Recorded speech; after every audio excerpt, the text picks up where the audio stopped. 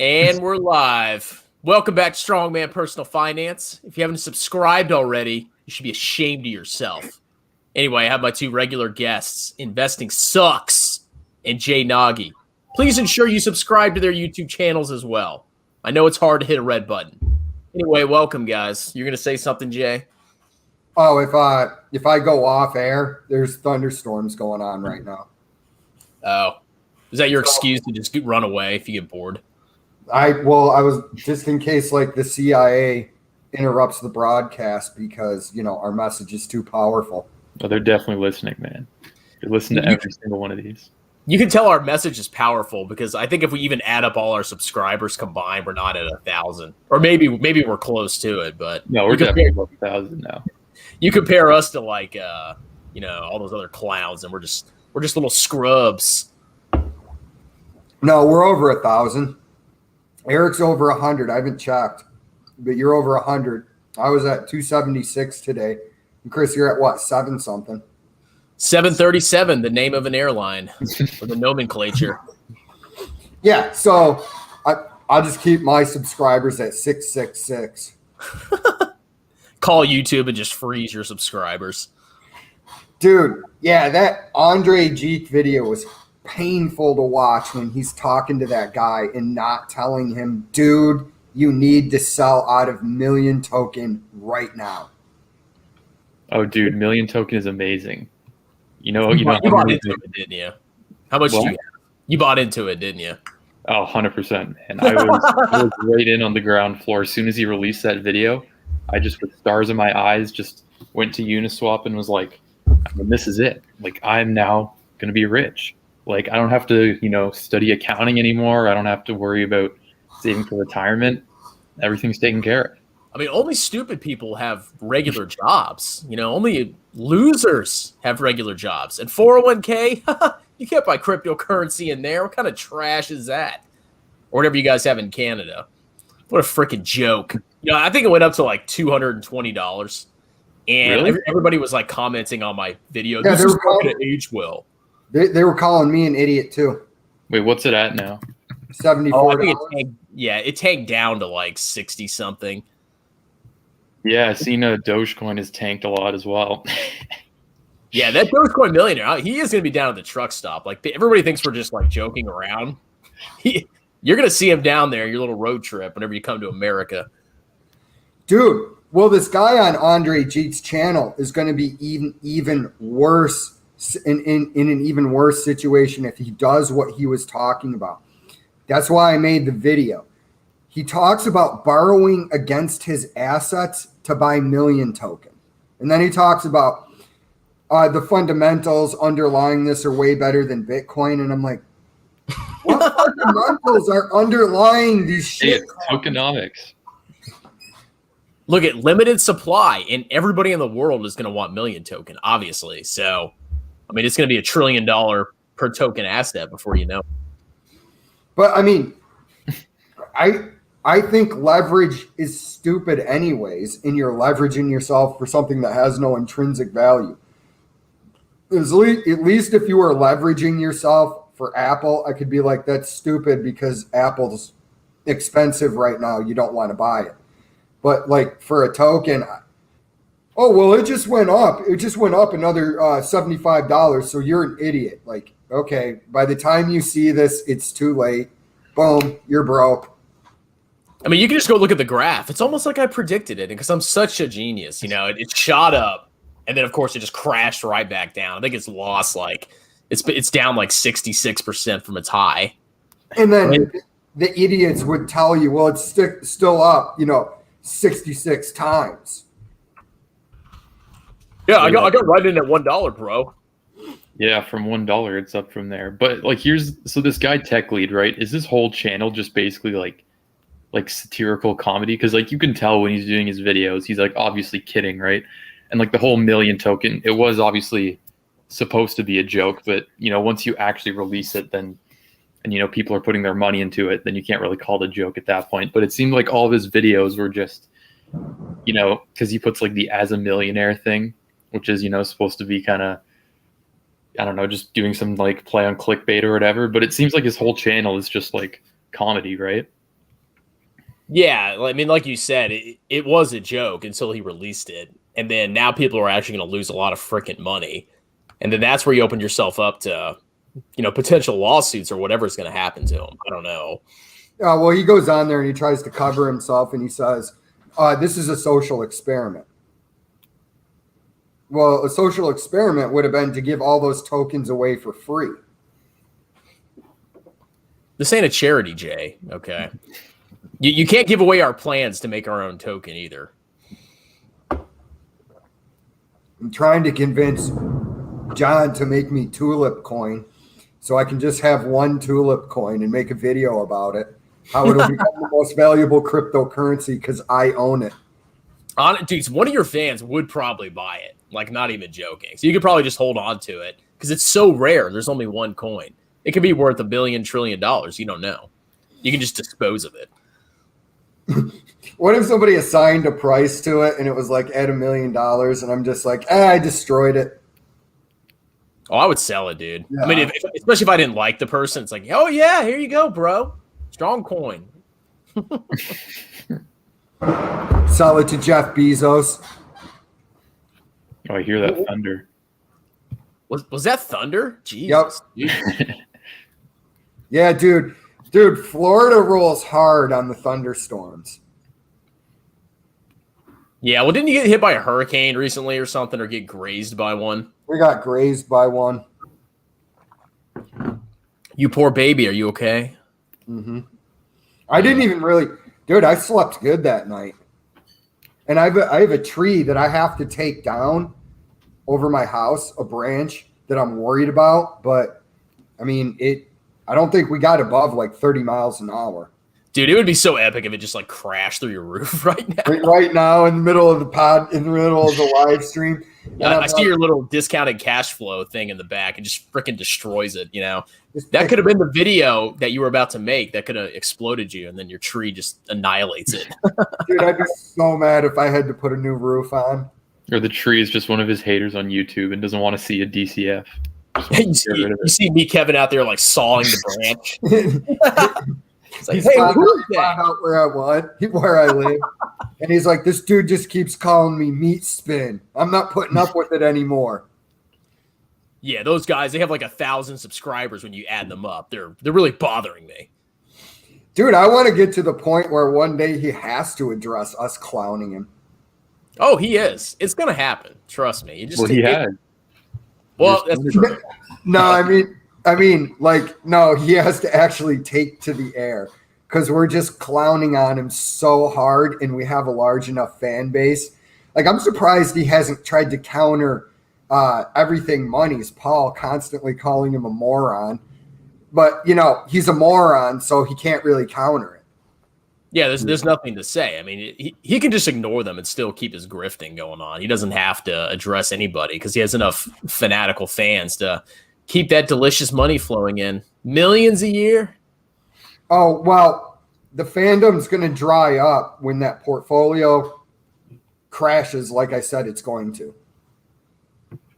Jay, we've been saying that for a year since we've been doing this, and it hasn't happened yet. Are you sure you're not wrong? Yes. I just can't predict when it's going to happen. So you call yourself a market expert, but you can't predict the next stock market crash? You can't be a market expert because the market's made up of people. You can't be an expert on people because they're actually erratic. That's true.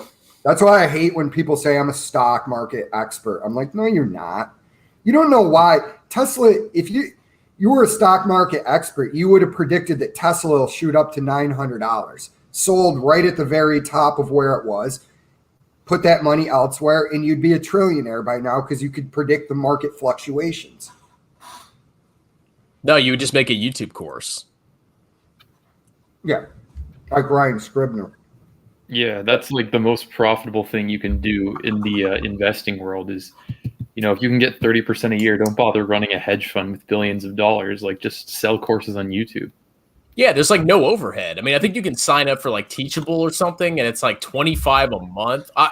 Don't quote me, but it's like a really low amount of money to like have your course on there. And then once you have the course done, you can film it in your freaking garage or down at the truck stop or whatever, upload it, and then it just prints money for you every single freaking month. Dude, if you could consistently get 30% per year, right?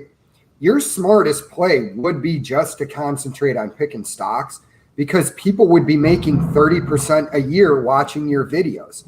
You wouldn't have to do anything else. Yeah. Well, nobody makes 30% watching videos, because like the videos are all out of context. Like they don't tell you exactly when to buy and exactly when to sell. It's just like stocks to buy this month. And then after that, they never talk about it again. Well, it's like, okay, when's the exit point? Nobody knows. Yeah, that kind of the feedback that I've been getting on my channel lately is because I kind of looked at like other like Canadian-based YouTubers, and a lot of the content was what you said, just people like saying, you know, top 3 stocks to buy for January. It's like, okay. I mean, like those type of videos, they can appeal to beginners, but I mean, if you're someone who has studied this stuff before and you know what you're doing, and you do like go on YouTube to look to like research the type of stuff, then you're probably going to want to see more like, you know, valuations and talking about like, you know, competition in a market and economic moat and all that type of stuff. Well, for me, I want to learn something. So I learned something watching you do enterprise value.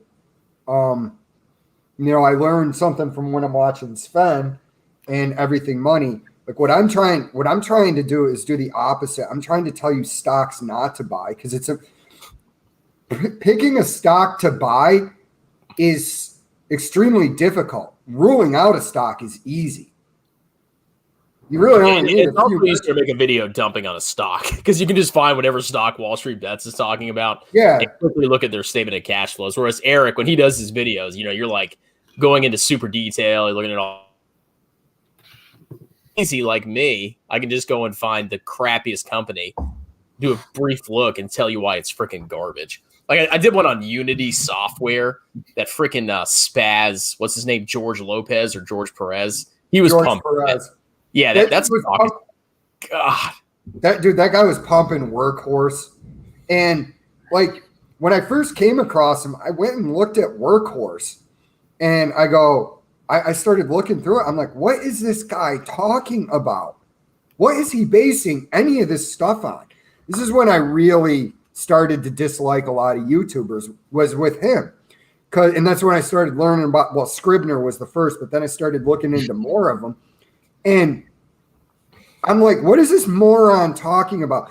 Your entire thing is if Workhorse gets a contract with UPS, it will take off. If wishes were horses, beggars would ride. That's all you can say when it's like, if something is going to happen. Mm-hmm. Yeah, I mean that's how you get profitable on YouTube. The thing with George Perez is like he hasn't been on YouTube that long. He's just like maybe a couple dozen videos, but he freaking exploded. It's like, how do you did he just get lucky with the algorithm, or is there some kind of shady business going on? Like, how did he get so big so freaking fast? I don't know. The guy barely posts. Yeah, I don't know on him. Like, invest with Rose. She got big. She's been doing it for a while, but I completely understand because she's smart and she's super hot. Are you saying I'm not super smart and hot? Well, you might be, but she's hotter than you are. You know, I'm gonna have to disagree with you, Jay, but you know what? We're all entitled to our opinions. You know, I recently was looking at the analytics on my channel. I looked at like the gender breakdown. It was like 98% male, 2% female, something like that. Mine's the opposite. It's all women. It's weird. Yeah, dude. I couldn't figure that out either. I was like, women must love just watching a guy in his early 40s getting hammered, just crapping all over stupid companies in their 10K. You have a bunch of grandmas watching you talk about butt pussy and truck stops. Right? Waving your tomahawk around. Dude. Yeah, they're whipping my top. Like, but yeah, it was like the worst one was the guy who kept understanding Bitcoin kept calling me a moron.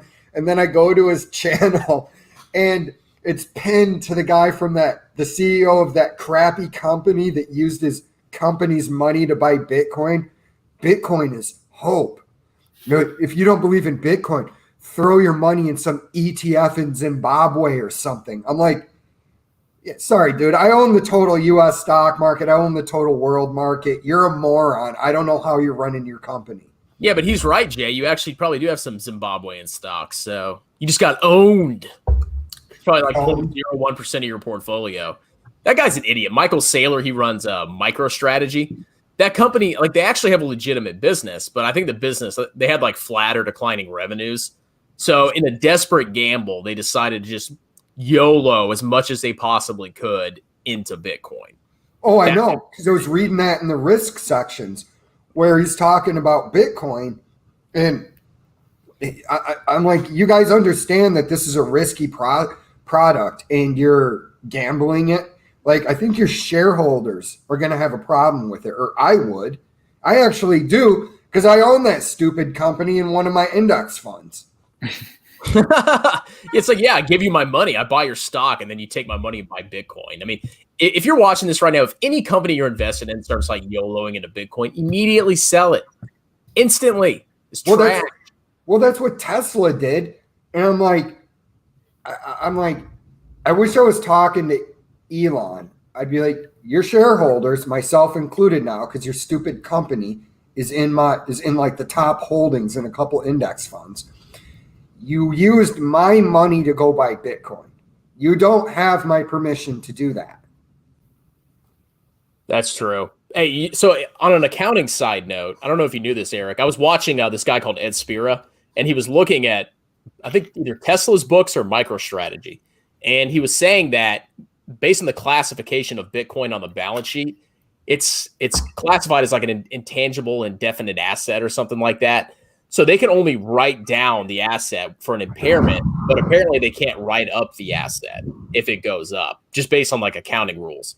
So when I was looking at MicroStrategy's balance sheet, the Bitcoin amount seemed really small, but in reality, they probably have like 3 times as much Bitcoin on their balance sheet based on fair market value. So I mean, that was just like an interesting side note I noticed. Well, they give the monetary value that they had in their 10K. Yeah, it's in the 10K, but like they tell you how many Bitcoins they have, so you can just figure it out. But like on the actual balance sheet, if you just looked at the financial statements, you would not really know. I mean, Bitcoin could be $10 trillion per coin, but on the balance sheet, it only is going to say 1 billion. You know, just based on the current accounting rules.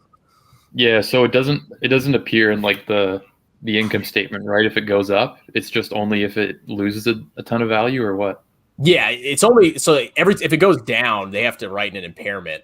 They have to write it down. That's why like they have losses every year, or I guess they're losing money, but yeah, it's kind of weird. I don't really know the exact accounting rules, but basically it is true that they can't write it up. They can only write it down, which is why it's making it look so bad on their balance sheet. Yeah, I know. Guys like Warren Buffett and Charlie Munger were very like adamantly against that accounting treatment, where if a company does own shares of another company and they increase in value, that you record that like on the P&L, like as a gain. Like it doesn't appear in your revenue, but like, because if you look at the EPS, because there's some companies, like I think this was in Workhorse as well, like they had some, just weird investment that just took off. So they had like a really strong EPS, despite the fact that they didn't have a whole lot of revenue and weren't really making any money just because of this one investment that took off. Yeah, that's why I like the cash flows way better. That's just like a better indicator, in my opinion, of how a company's actually doing. Because accounting does have some weird freaking rules and stuff like that distort numbers. Well, that's directly why Paul said he prefers free cash flow, because you can't mess around with it. Yeah, there's so many different ways that you can actually like manipulate earnings nowadays. Mm-hmm. Like it's not so I'm reading Security Analysis right now, right? Like, that giant book that was written by Ben Graham in the 1930s. Dude, that's what I'm spending my spare time doing. And like they talk about accounting standards back then, and like compared to what they are now, it's ridiculous. Like companies could manipulate financial statements like crazy back then. Like I can't believe that. And like obviously the information was so much less. Eric, you're reading the wrong book. What is wrong with you? Yeah, I got to get with the times. Dude, I Somebody was from Canada did buy my book. I don't know if it was you, but I did get paid in Canadian dollars. Dude, I'm thinking about reading Security Analysis just to torture myself. Because I heard it's awful, dude. I heard it is just like this is just a slog. You're just trying to get through it. Yeah, I mean, I don't find it as bad because I mean, when they talk about like some of the accounting stuff, because that's what I studied, like I find it somewhat interesting at least, but I can understand if you're someone who like isn't in accounting and you're trying to read that, like you're just gonna, I mean, unless you're like, because the thing is a lot of the information is like the conceptual information is still true today, but like the first half of the book, they're talking about like fixed income. So like, bonds, preferred shares, and they go on and on about preferred shares. And you're just kind of reading that, like, because most people don't really invest in preferred shares. And especially nowadays, no one's really looking at bonds. And that's the whole first half of the book. So that's like several hours just going on and on about preferred shares and bonds. And yeah, I mean, it feels like a little outdated, especially when they're talking about, like, it's kind of hard to decipher how they like actually describe the bonds because it's like the old fashioned way. So that takes some time to learn. But I mean, yeah, it's still useful. Yeah, because language changes over time. Yeah.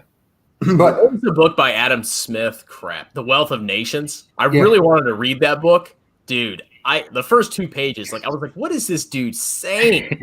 Like it would be great to get like a modern English translation. Then I would read it because I like to learn about economics too. But if you're watching it, I don't know if you've tried to read that book. I mean, Jesus, it is a complete pain. It's not even worth trying. Yeah, we should try to rewrite it using our terms. Yeah, like there's a lot of books that I kind of want to read nowadays, but like they're just so old that like, because I wanted to read about like that that John Maynard Keynesian guy or whatever, because I heard like when I studied economics, I was always hearing about him. It's okay, like maybe I should read, kind of see what theories he had. But then when I like check the reviews for the books, it's just like painful to read. Like I just struggled through this, and I'm like, I kind of want to be entertained if I'm gonna like spend time reading something. I would read Thomas Sowell. I mean, he's good. Yeah. Milton Friedman. Yeah, he was around in the 70s, 80s. He's good. I mean, that's more modern. I mean, I think they have a different, because like Keynesian was obviously a Keynesian, whereas I think Friedman and all those other ones were like in the Chicago school where they focus more on like monetary policy versus. I think they were like the Austrian School of Economics, right? Yeah, but like those are the books I has to be backed by something. And Keynes has gotten the idea in everybody's head that you can just print a bunch of money. I think Keynes led to modern monetary theory, which, look, I don't agree that you can just print endless amounts of money. I think the bill comes due eventually. I don't know when, but, I was going to say, dude, if you want a good read One Up on Wall Street. Yeah, I've heard good things about that.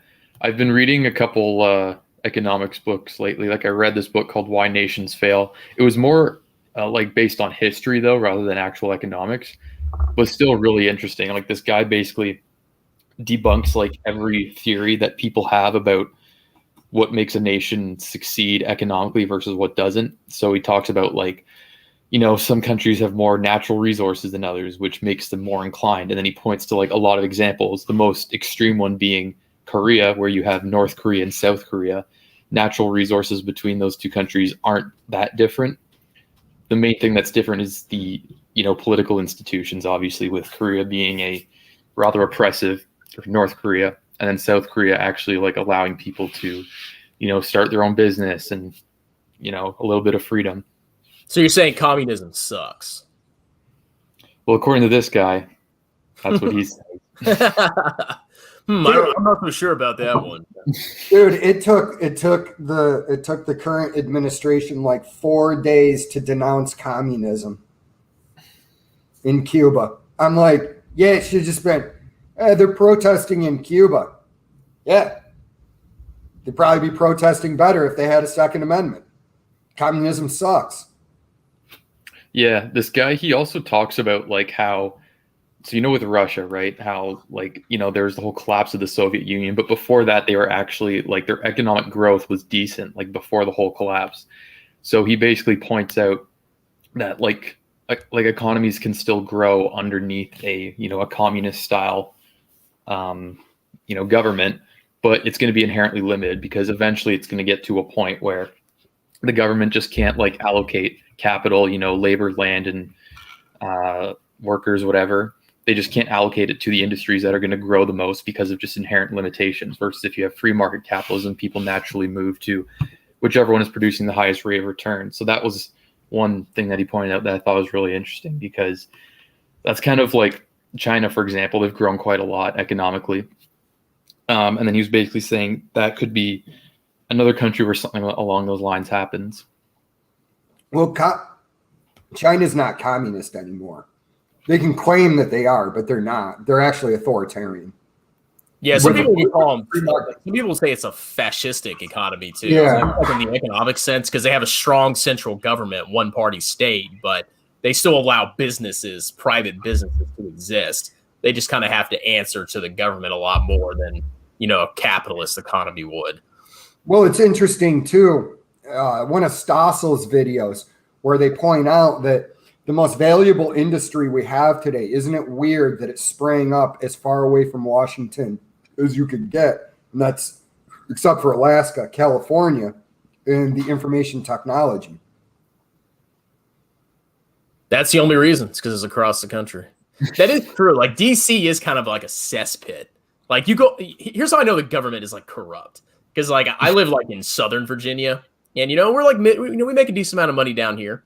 You go up to DC, massive houses. All the houses are appreciating in value. Everybody's freaking making $150,000 a year. All the tax dollars are just flooding into DC, and all the government officials, they're the highest paid people in the United States. Well, obviously there's some super rich people, but the senior government officials that live in DC are the ones that are raking in all the money from the country. That's how I've heard it's DC is the highest median income in the U.S. DC is stupidly wealthy, man. I think the top richest counties in America, a bunch of them are around DC. A bunch of government workers. Yeah, dude. I mean, if aliens came down and they were like, we need to test out this new weapon that'll destroy a city, where would you suggest? I'd probably say Washington, D.C. would be a good start. I would say Clearwater. Blow up my own house. Jay Noggy's house specifically. Fine, screw it. I'll get a dome home after that, a concrete home that can withstand hurricanes. A dome home. Anyway, let's get into some comments. Yeah, because there's one. It's way down here. I wanted to address. Dogecoin millionaire will have to stick it up his bussy to get a job back. Yeah, by the way, he quit his job. He's a moron. People will lose money at the end of the day. He'll make money from it. Sadly, that's in reference to that dickhead million token guy. Strong coin. I actually like truck stop coin better, but I'll consider strong coin. Even though Whoops forgot that word. Scam coin. Is that actually a thing? Probably. Me, Kevin. Oh, look, free real estate. I hate to see me, Kevin, grift money from people for his governor. He knows it isn't going anywhere. Wouldn't it be so hilarious if he won? I actually want him to win just to see what happens to California. I do too. I want to see California implode under its stupid policies. The massacre of the hobos. People still buy scam courses. Film it in your garage. Use a Lamborghini and a bookshelf. Oh, that's y'all want to see my garage. It's disgusting. And then on top of that, I have a Ford Fiesta. So I don't know if I get many views with my Ford Fiesta and my, half clean weed eater in the background. Dude, I should do it from my garage with my Mazda CX-30 in the background. Well, all you gotta do is lease a car, rent it, pull it in there, film it, and then bring it back. I'll be honest with you, dude. I would rather do it with a riding lawnmower behind me, just to clown these guys. Make sure it's running too while you're doing the video. Yeah, dude. I really like Everything Money and what they're doing. I mean, I I actually go ahead. What were you going to say? You're going to say something. Sorry, I'm not convinced. I mean, they are great. Like, they do teach excellent things, but I'm not convinced that what they're teaching is going to help people outperform the market. That's just my personal opinion, because a lot of these people, they're going to be doing this in taxable accounts, number one. And then number two, if you consider the fees that they're paying to everything money, that's kind of like a, actively managed fund expense ratio. They're spending hundreds of dollars a year just to learn how to do individual stocks, and they're doing it tax inefficiently. So I'm not saying they're bad, and they are really smart, but I think you just better index funds. I completely agree with you on that aspect of it. But they did a video today where they said the only thing I would ding them on is they say ETFs instead of saying max your tax advantaged account. But they did say today, Paul even said if you're a normal person, you should have 80 to 95% of your money in ETFs. Well, I'm an extraordinary special person, so how much should I have in ETFs? Yeah, me too. Yeah, him too. But I mean, but I do agree with you on that, because it's like they're not stating the obvious where you go, listen, just put your money, max your Roth IRA, max your 401k at work. Then if you have 95% in ETFs, you got 5% to play with. Do this for fun and don't expect outsized returns. Yeah, but they're saying, they're basically implying that you can beat the market. But after taxes, ladies and gentlemen, you guys suck at beating the market. I'm just saying. I agree. All of us suck, except for maybe me. But the Tesla shells are pumped because they think people are going to buy $200 a month. What kind of freaking scoundrelly is that? Is that a thing? I think Tesla has this like software program where they're going to charge you $200 a month. Who's going to pay that? Some fanboys will pay it. I won't. I mean, this is the point I've made. A lot of these YouTubers, what they're doing with Tesla is they're saying they'll produce 10.5 million cars. Okay? I don't care. Here's why. Not everybody is going to buy a Tesla. You're using this idea in your head that you think that people are going to stop buying other electric vehicles to buy Teslas. I mean, personally, I'm buying the Cybertruck for me, my wife, and my children. So we're going to have 4 Cybertrucks. Oh, yeah. I've pre-ordered like 6 of those already. And then I'll tell the aliens to kill every Cybertruck on the road because it is an abomination. We're just going to convoy by Jay's house and just beep our little Tesla horn. Because I think you can like modify what the horn sounds like just to piss you off. Like all night, we'll just drive back and forth. Evening from the UK, guys. Hello, what's going on, man? What's going on, dude? Oh, that's one of your cousins, Eric. Aren't you guys in the same Commonwealth or something?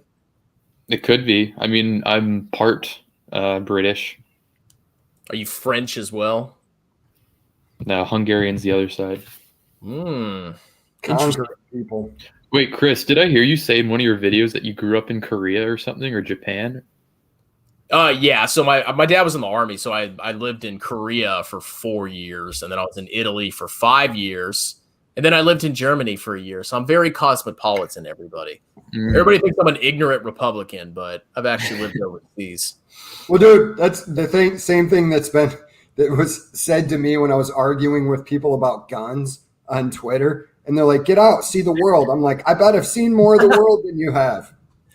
It's like, yeah, I lived overseas like half my life, and I've traveled to like 50 countries probably, but you haven't seen the world, Chris. You're stupid.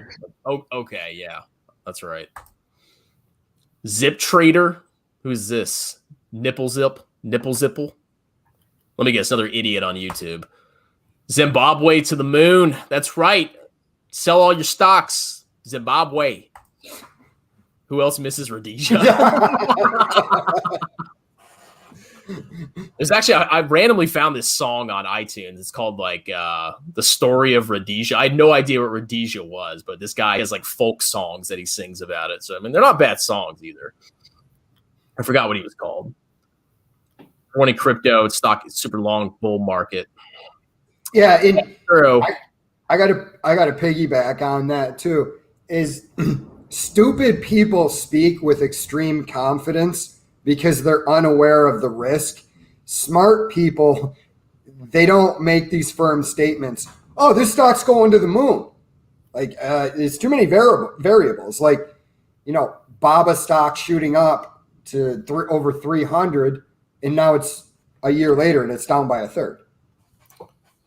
What do you think about BABA, Eric? I remember one of your earlier videos, like it was one of your first videos. You were talking about BABA or something. What are your thoughts? Yeah, so I mean, I haven't looked into it that much, but it seems like, so what exactly is like the main hang up everyone has with BABA? Just like the fact that they're in China and there's some like tension between them and the government, or what is it? That's it, pretty much. I mean, it's murdering on like free cash flows. Yeah, that's what I heard. It's just because I keep hearing about on like all these value investing channels. They're saying like BABA's great value. It's like you're basically getting the growth potential for free, just given. But the thing is, there's a lot of stocks like that. Like there's a lot of stocks that just have some hang up, and then your goal is to determine like, is that true or what's the likelihood of it? And I know a lot of like big profile investors, like I think Charlie Munger, Manish Prabhai, they were all buying BABA. Strongman too. Yeah, you guys bought BABA, right? I got like $6,000 in that bitch now, so I'm going all in, 100%. 100% BABA. No, I'm overweight on it still. I never took any profits. I'm just letting it chill. And Sven Carlin did a good video today. So on BABA stock. Yeah, I mean, it'll be interesting to see what ends up happening with it. Because it is growing like massively. Yeah. That thing's gonna be. I mean, like if that company was in America, man, that thing would be probably double its value right now. Just saying. But then again, if you're watching this, don't freaking sue me. I'm not a financial advisor. Well, I mean, it doesn't go up. I mean, there's only so much longer too. Like, I was pretty close with just a simple, quick estimate on Stock Guru about Amazon's intrinsic value. I had it like 7 something because all I did was just drop its PE ratio to the normal historical 15 and multiply it times earnings per share. It came out at like 700 something.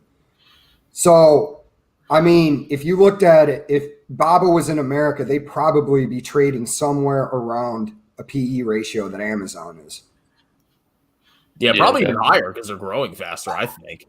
Yeah. So I mean, I think what's going to happen is you're going to have, idiots that concentrate on inflows into their ETFs, and they're so big, they're going to dump their BABA stock like ARK just did.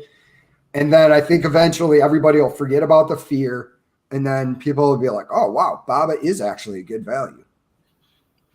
Yeah, just waits to see. I mean, worst case, I lose $6,000 and then I'm down at the truck stop. But all right, I'm gonna do something. I'm just gonna jump around the comments. There's so much. You clowns post so many comments. I have to start charging you like Aaron Clary does. HOFV. What is that? I immediately when they meant HOFV, is that like a Wall Street Bets? Probably. Well, yeah, NFTs were a big thing. Like, I mean, like what happened? What's been going on with NFTs? Wasn't that market like the next big thing for about 2 weeks or something? Yeah, I think me and Jay were talking last week about how much we'd pay for the meat spin GIF. Oh my God! What? This stock is awful. Hey, potential video. I might look into it, it, dude. Okay, see, I'm so lazy. Eric does all this hard work, and I just pick crappy stocks and dump on them. dude, they've more than doubled their shares outstanding in the last year, and increasingly negative cash flows. Yeah, I'm all in.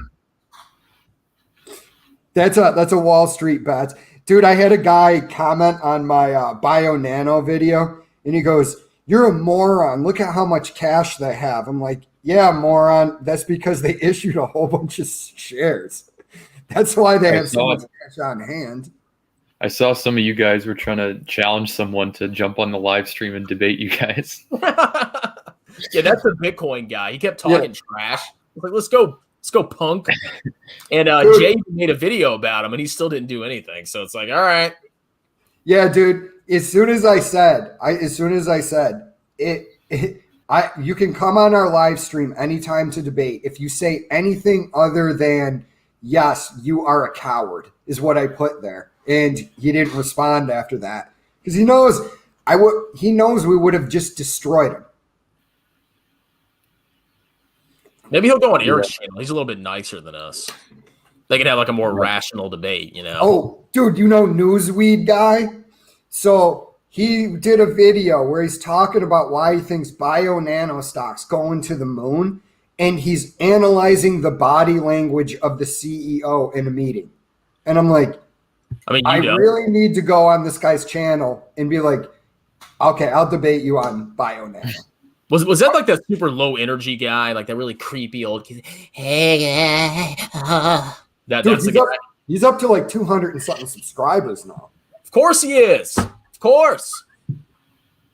Sorry, I got emotional for a second. Yeah, there's so many freaking comments. I'm sorry, guys. We're gonna chat a little bit, and I'll try to jump around to comments every once in a while. But holy crap, are we getting a lot? I'm looking at it. We have a whole 15 viewers right now. We basically 2x'd our viewership. Remember back in the day, we used to have like 2 viewers or 1. Yeah. Where's Aztec?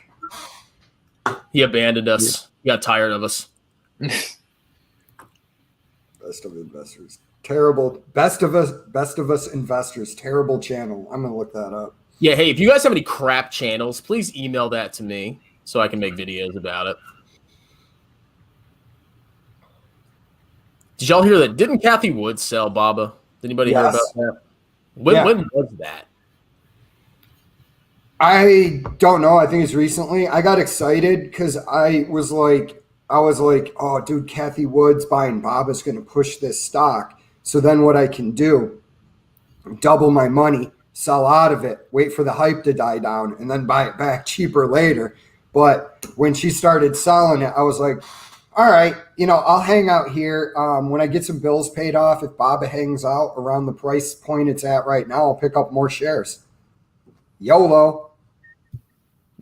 I can see why it gets addicting because it's like it dropped, and then I was like, okay, I'll put 1,000 more into it. But you can't keep doing that. You got to stop at a certain point. So I'm telling myself, if it drops again, I'm not buying anymore. And I want you guys to hold me to account. Dude, I'm just telling you right now, if it drops to $170, if it drops to that range with a P ratio of like 14 or 15, I'm going balls deep, dude. You have a problem, Jay. We talked about this before. Like, I have a problem when I pawned my hat to buy Baba stock. Show us I've never seen your head before. Can you show us your head? No, I wear it in the video because I hate looking at the shiny reflection on my head. I've literally never seen his head until right now. I've been talking to him for like almost a year. Yeah. But it's like one time I was doing one with John, and like my chrome dome was just reflecting sunlight, and I'm like, I can't stand looking at this. I don't mind it. I think you should actually do it shirtless and with your hat off. So this is actually funny. I actually made a video on Chicken Genius, but I think he released another video where he's like pumping the Tesla crap, the $200 a month thing. So maybe I'll have to revisit my favorite hero. Oh, dude, Chicken Genius is just brutally dumb when he says, unless you get more than 100x return, quit investing. And I'm like, are you actually serious? Or is this just, are you trolling me? Are you trying to... That's what I wonder sometimes. Is this dude a complete moron, or is he secretly a genius who's doing an Andy Kaufman-like performance? I mean, supposedly he shows his portfolio, so I think he 100% believes in the company. I don't think it's like satire. So That's just my personal opinion, but who knows? Yeah, well, the thing is, he's probably like he's made a decent amount off of Tesla, right? So like eventually it gets to a point where like this company has made you so much money and you basically form an emotional attachment to it, right? So then like you're just going to keep making videos on it because you feel connected to this company now because it's basically changed your life. Like it's made you a ton of money, which if he bought Tesla, you know what, like 3 years ago, 4 years ago, then he's definitely sitting on, you know, good profit, but also a lot of unrealized taxes. Sorry, dude. This guy just said, "Nagi, you need an Alex Karp wig." I don't even know, Alex Karp. I don't even know who that is, but that's funny. No, keep going, Eric. But yeah, that's it. Basically, just you know, like you see that with a lot of people on YouTube, right? Like they're basically talking about like a couple stocks that made them a lot of money, get a lot of viewership, and just kind of go from there. Dude, Nagi's gonna turn into a Baba fanatic if it ever shoots up. Yeah, but you just see pictures, you just see posters in the background of Jack Ma, and there's like a little altar to him. And praise be to Jack Ma. Actually don't even think Jack Ma is really that smart, to be honest with you. I was listening to a debate with him and Elon Musk, and it was kind of brutal. How much what were they debating about? I forget what they were talking about, but it was clear by Elon's face that he was like, this guy actually doesn't know what he's talking about. Yeah, I've seen that. It's like it goes to the Peter Lynch quote where he said, buy a company that any idiot could run because someday any idiot will run it. You know, it's like, if you have an idea and you work hard and you just surround yourself with the best people, then your business is going to take off. And it's not necessarily because of your talent. Like, I'll give you an example. Steve Jobs. The Bill Burr bit on Steve Jobs is actually perfect for what Steve Jobs was. Like walking around, eating a pretentious fruit like a pear, saying, yeah, I want my phone to do all this to the engineers, and then retiring to his office upstairs. Okay, so you're really just an idea man. That's what you are. That's my goal with Strongman. Once I get big enough, I'm just going to hire somebody to do all my stuff, and I'm just going to be an idiot and not do anything. You actually hire a guy to stand in as you because you're on the couch. How's the videos? Good? All right. But yeah, it's another danger that people do is the cult of the superstar CEO like Elon Musk. Elizabeth Holmes was another one that where it's like, well, I knew she was wrong in hindsight. Okay, I didn't even know anything about investing other than put my stuff in in index funds at that point. And when she was up there, I was like, this woman is play acting. Exactly like Rogan. Wasn't she the creepy woman with like the really bright eyes and the deep or blue eyes and the deep voice? She faked her voice. Yeah, that's so weird about the whole thing. Like that's just what made the whole thing like so popular was this whole thing about her faking her voice. And I don't think there's like concrete evidence out there that she actually did fake it, but there's a lot of kind of people who used to work with her who said they like heard her just talking in like a normal woman's voice a few times, and she would like come into like a boardroom and immediately change her voice and start sounding deeper. Yeah, it's that whole thing. And then I read an article where they were talking about how these people got suckered in, and the skeptical people were just like pushed out and called idiots. And one guy was talking about one of their machines, actually, you had to use duct tape to close it. Sounds like the military. Pretty much. Like you guys I heard stories in the generator community of times where guys had used paracords to keep a generator going because the belt was gone. Yeah, we're strap on. Sorry, that was funny. She was a strap on, and then she punished guys that didn't come up with the right ideas. Yeah, that's why I'll never work for a startup because like you work crazy hours and you probably have some fanatical, like weird, eccentric CEO you have to deal with. No, thanks. I'll just sit here on YouTube and, do my own business. Stock Guru. Okay. Stock Guru. Yeah, that was one because they're listing off some like crazy people in here. Email me, guys, please. We're not going to remember. Yeah, I'm going to actually stop being lazy and actually update my stuff. So there'll be an email on mine. Just if you want me to make fun of somebody, email me. And like the dumber I think they are, the more brutal it'll get. Because a lot of this stuff has to end, man. It's going to be a while. Aren't they about to pass a new infrastructure bill or something in the United States, like $3.5 trillion? If it gets through, there's still a lot that it has to go through. I mean, I'm not that up to speed on it, but I was reading an article where they said it's still got to go through this, that, and this, whatever government BS. So who knows on that? But that's just pork is what it is. It's just waste because like not much of it is actually going to infrastructure from my understanding. I could be wrong. If somebody's like balls deep in it and you actually understand it, leave a comment. But from what I understood is it's actually a small portion of it is actually going to be devoted to roads and bridges and dams. Yeah, I mean, what blows my mind is that we just keep spending all this money, but interest rates don't go up. It's freaking crazy. I don't. You would imagine treasuries would eventually have to, like, their interest rates would have to go up. And if that happened, that would probably collapse all these stupid growth companies that everybody's shilling on YouTube. Well, I think they're going to have to raise the rate to 2% or 2.5% before what they think it is, because I think that at a certain point, it's going to get too out of control. I mean, we're already seeing inflation.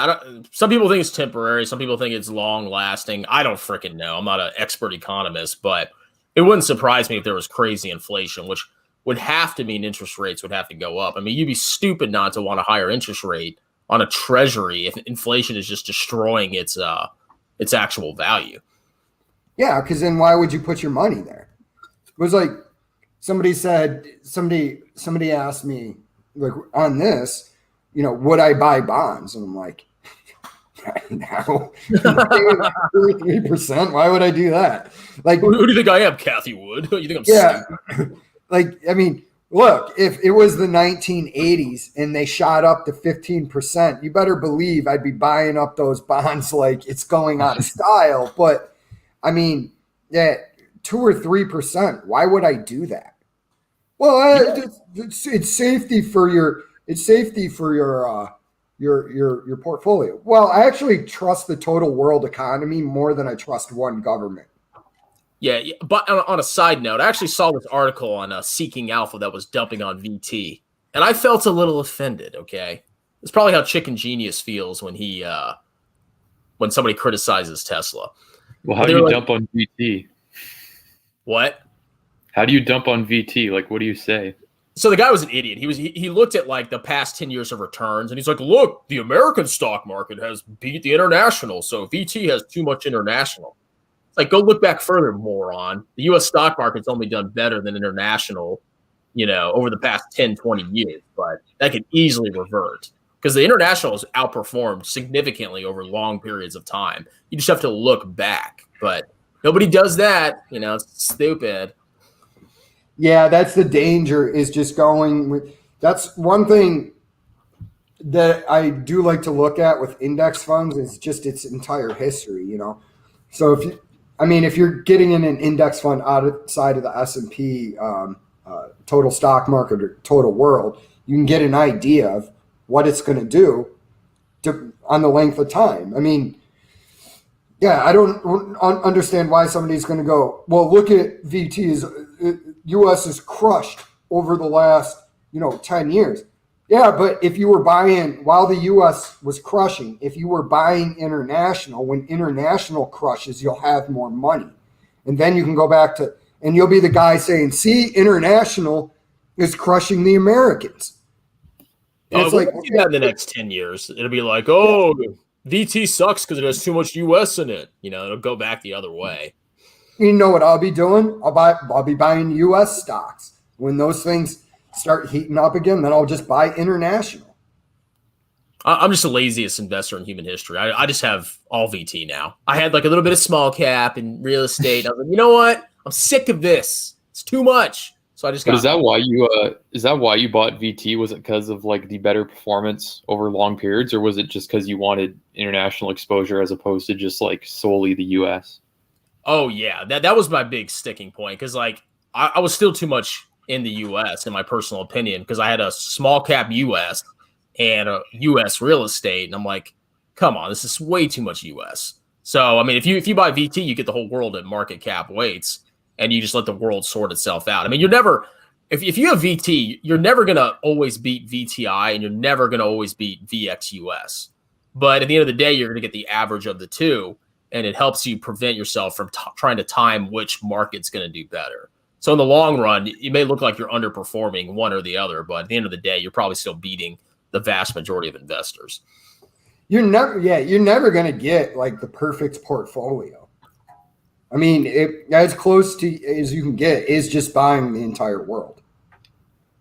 It's super easy. I mean, that's all I didn't even know I was in VT. Apparently, like my target retirement fund is literally, it's like VT with a little bit of bonds, and then it just transitions more into bonds. But it's VT. That's what I've had forever, and I've been fine. I'm not bankrupt. I'm not down to the truck stop. So you can So still what you're do saying well. is you own Tesla?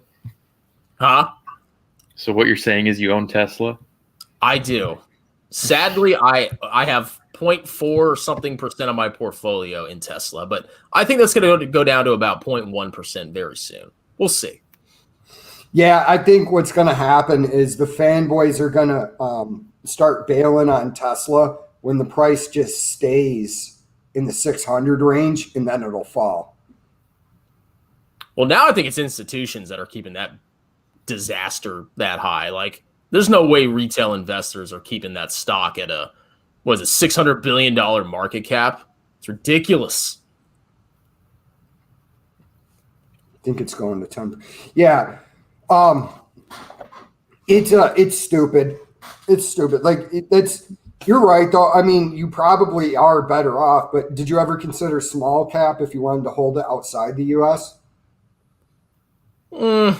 I did, but then that's like that. Then that's adding more ETFs because, like, oh, maybe I want a U.S. small cap and an international small cap, international REITs, U.S. REITs. It's just too much crap. I was like, you know what? I get it all in VT. Whatever. There you go. Done. Yeah, no, I mean that's not the worst approach. Yeah, I mean it's actually probably the best approach you could do because you don't have to think. Yeah, really. I mean, if you really think about it, like, does anybody really know what asset classes are going to outperform? I mean, you can always guess, but do you really know? You don't. So, like, the most surefire strategy is just to buy it all at market cap weights, and whatever wins wins. And some guys will do better than you, but a lot more will do worse. Dude, Jim Cramer is fear mongering the delisting of all Chinese stocks. What do you guys think? Buy the stuff on the Hong Kong market. It would be crazy if we delist. I mean, we're so they're not going to delist all Chinese stocks. We're going to keep fighting because they're a rising power. But I mean, if they get delisted, it's because probably the U.S. and China are about to go to war. So you got actually bigger concerns than that. but Bob is expanding into Europe. So, I mean, you'll still be able to buy whatever Chinese stocks. I don't really recommend. I'm not personally going to buy anything other than BABA, but I mean, if other people want, just because the accounting practices are so shady, especially for smaller companies. Yeah, but if a company like BABA had like shady accounting practices, that would have to be one of like the biggest accounting frauds in the history of like the stock market, basically, because they're such a big company. Like, I don't know how big Enron was when that whole thing happened, but I'm pretty sure they had overstated their assets. I mean, it was a lot, but it wasn't like in the range of like hundreds of billions. It was like somewhere like 10 billion or something like that. Yeah, Bob is so freaking huge. I mean, I could see it with like smaller China stocks. Like, yeah, those could be total freaking scams. But I mean, BABA is big and people actually use it, and you can like verify that. So that is a risk, but I'm less worried about it. And at the end of the day, it's a small part of my portfolio. So whatever. Yeah, it's like Luckin Coffee could get away with it, the fraud in their books, because they were so small.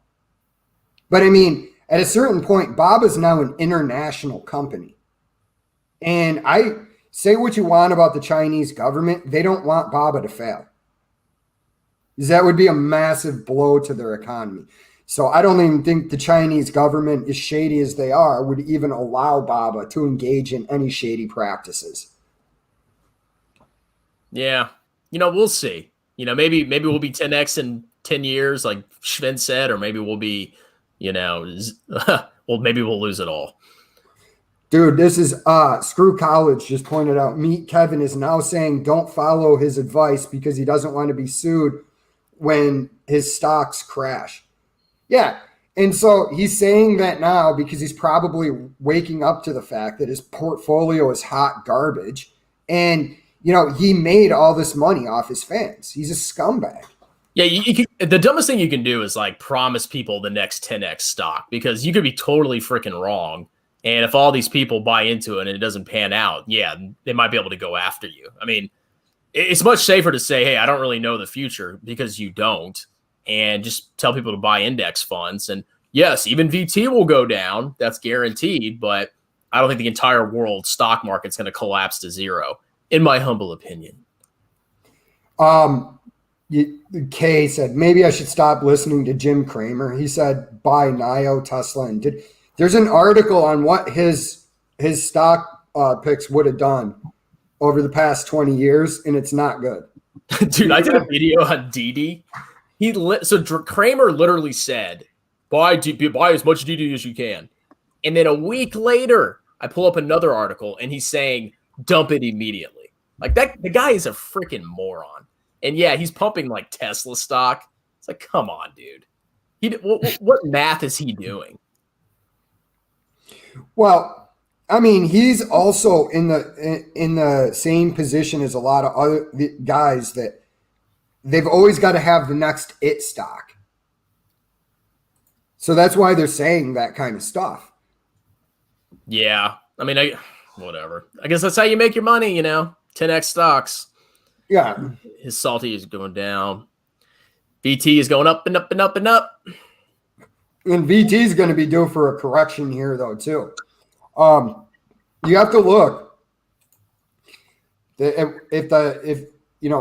think the stock market, we're going to see a correction of 50% at some point. You think 50? I think it's going to be 50 or close to it. Based on the Buffett indicator, yep. It would have to be somewhere around the range of 50%. Like the S&P would have to basically be cut in half from where it is right now. Well, the counter argument is, stocks valuations are based on partially on treasury rates. So if treasury rates are so historically low, and the risk premium of the market of stocks is usually like 4% above the treasury rate, some people are saying that the market is fairly valued based on interest rates. So what would be the catalyst for the market crashing? It would have to be interest rates. But there is a case that maybe the market is overheated right now, but it's not massively overvalued if you compare it to treasuries. Yeah, I mean, I've heard that argument. I'm not smart enough to be able to predict the future, but I mean, this is what I think is going to happen. I think once there's so many people that have come into the market, then you have so much leverage, right? That once these people aren't going to be disciplined who have herded in and pushed a lot of the stocks up, and once they see like a massive correction, let's say it goes 30%, those people are going to panic sell. And then it's going to be a self-fulfilling prophecy. Yeah, and you also kind of got to consider the impact of the economy is still in recovery mode, right? Like we did just have a pandemic, and the stock market basically has a full recovery already priced in because generally people believe that COVID was going to end at some point, right? It was really only until the end of March when the fears kind of ended, and then the stock market started going back up again, because then people realized that, okay, yes, what's going on right now with the pandemic is bad, obviously, but eventually once there's a vaccine, it's going to end, right? This isn't a permanent state. So once that ends and companies, their earnings start to go back up to where they were, which is why I think like a metric like the Schiller ratio, like I haven't done any sort of math on this, but like one of the reasons why it's probably as high as it is now is because like a lot of companies had earnings decimated, right? Like oil companies, because like oil absolutely fell off a cliff for a long time. So those companies are now, their earnings were negative. So now they're finally starting to go back to positive now that oil started to rebound. So I think like you have to just put it on the context really of what's going on, right? Because you can't just look at it and say, all right, 100% market's overvalued, sell all your stocks and just sit in cash and wait for the apocalypse. Well, but what do you think is going to happen if things? I'll be right back. Yeah, if things stay flat right now, and the projection is over the next 10 years, I think Vanguard projected a negative 7% return. So my only point is factoring in humans, because we're dumb, panicky animals when we're in herds. What happens when all these fanboys that think stonks go up forever are sitting there and they're like, Tesla hasn't done anything. Why isn't it going up? And they don't, because there's a lot of people that if you ask them why they're buying stocks, I do this at work. When people ask me, they're like, hey, what stock should I buy? I'm like, you should max your TSP. And then I'll ask them, why were you going to buy this stock? They go, oh, well, because marijuana is going to be legal. That's their reason on buying marijuana stocks. Mm-hmm. So there's a lot of that in the market. And I mean, as much as it always comes down to numbers, the sell-off matters when people start panicking.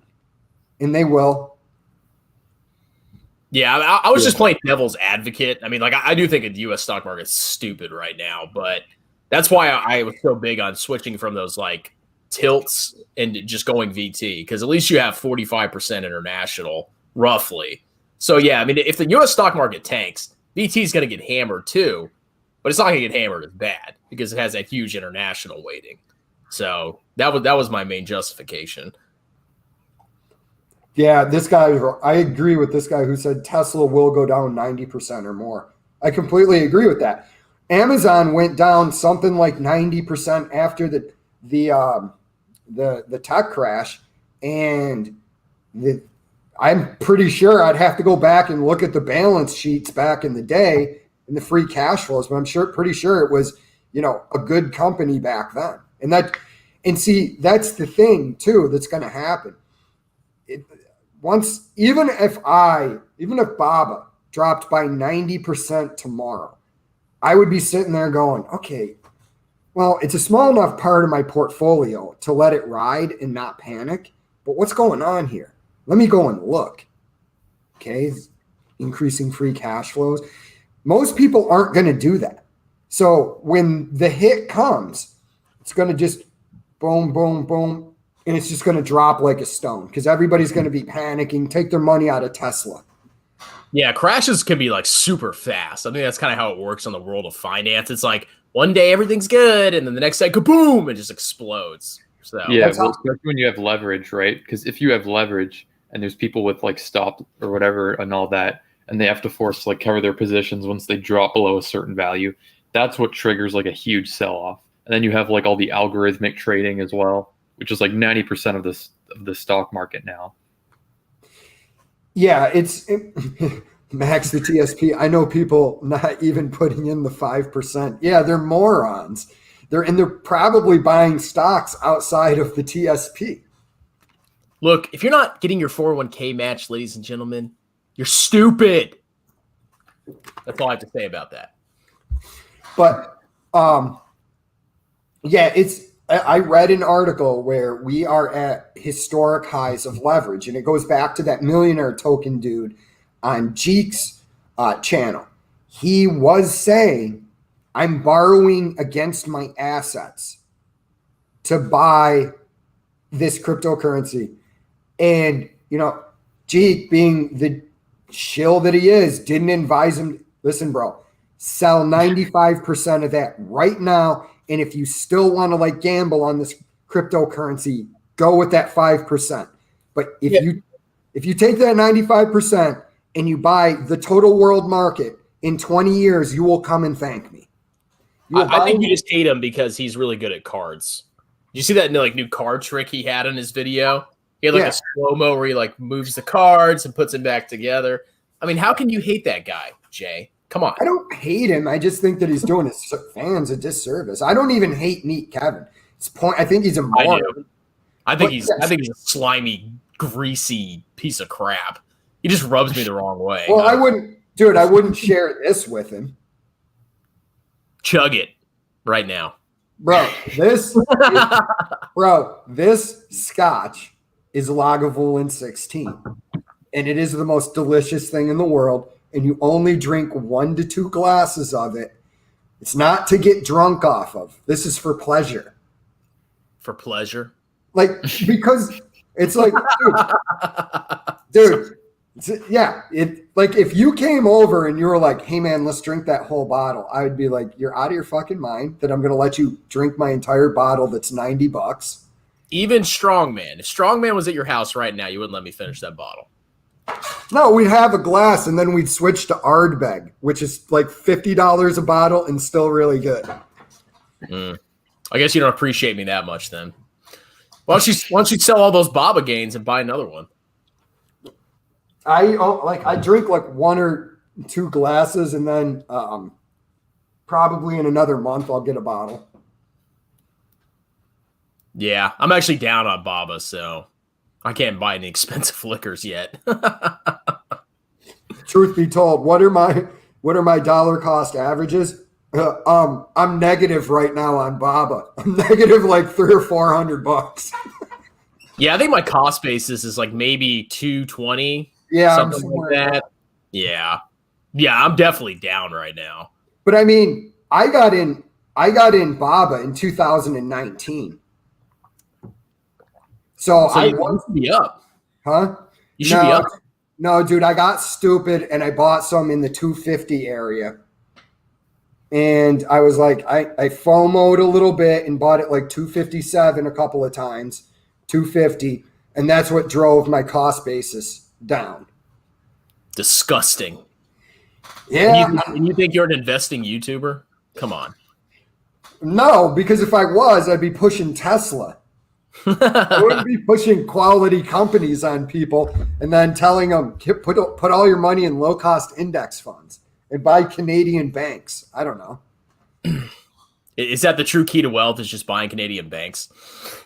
Oh, 100%, man. Look at the price history of some Canadian banks. It's going to blow your mind. Is it a straight line, zero it's deviation? Literally just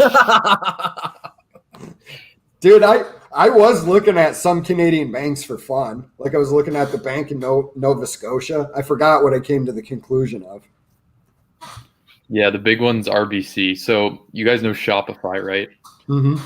There's this curse in Canada where basically any company that overtakes RBC as the biggest Canadian company basically just tanked. Nortel, I think, was one back in the tech bubble where they had some type of accounting fraud or something went wrong with them once they had passed RBC as the biggest Canadian company, and they just absolutely tanked. And there was some other company where that happened.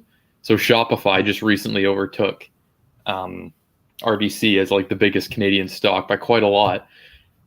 So a lot of people are wondering if Shopify is going to fall victim to the curse again.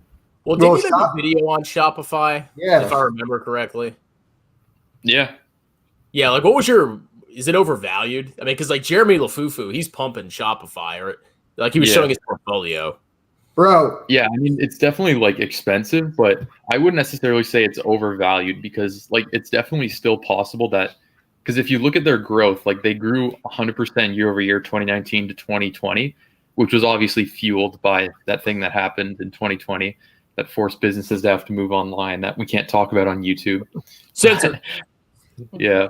But that was 100% organic growth. They didn't make any acquisitions through that. So they are growing actually they are growing a lot, and they're a software company, right? The problem with Tesla is they're an actual car company. So for them to grow fast, they need to ramp up production. They got to, invest in all this, all these facilities, which requires capital. But Shopify is like just a software company, right? They just got to like onboard more customers and I guess upgrade their servers, and they can just grow really fast. So I mean, it's definitely expensive, but I mean, it's not like such a far-fetched idea if you compare it to something like Tesla. So like the price is reasonable for growth expectations, basically. I mean, I'd still say it's pretty optimistic based on, because they like Shopify is actually profitable, which is good. Like they recently became profitable. I still think it's pretty, like I wouldn't buy it certainly, but I mean, like if you are buying it now, like I don't think you're making like a terrible mistake as long as you're planning on holding it for a long time, because it is like a really good company. Like they definitely have a moat, like a very wide economic moat, and they're going to be around for a long time. Well, kudos to Jeremy then. Well, dude, but here's the problem with what he's saying, right? It is 112 PE ratio right now. Personally, for a high growth tech, maybe Amazon's PE ratio, 64. Maybe I would personally, for a margin of safety, assign it a PE ratio in the 30s. And so, I mean, you're losing a third of value. Guru Focus has it at its projected forward cash flow is $66.20. Yeah, I mean, you're definitely not going to get a margin of safety on Shopify. Like, you're definitely going to hope that it just continues to grow. And I mean, look, Amazon's PE ratio at one point was like 1,400. Okay. It's just my thing gets into with companies like that. Is this the most productive place to put my money? Because ultimately, all you're buying is $1. Yeah. Yeah. I mean, like you said, you're not going to get a margin of safety on this. The best thing you can really do is like buy it now and hope that it just continues to grow insanely fast. Like it's not going to grow at 100% a year, but what I pointed out in the video was like, because I think they still are issuing shares. They do have like a ton of cash on hand though. So you are going to have to just see like insane growth in the earnings. But based on history, it's not like very unreasonable to assume that they can actually do it. Yeah. I mean, for me, like I said, right now I'm paying off debt. I'm going to start crushing the TSP, and I don't have any stocks on the horizon unless BABA drops precipitously from this point. But yay, stop. You know what we should do? We should look at some of the little book stocks. That's what I thought about doing. A guy requested me to do good stocks.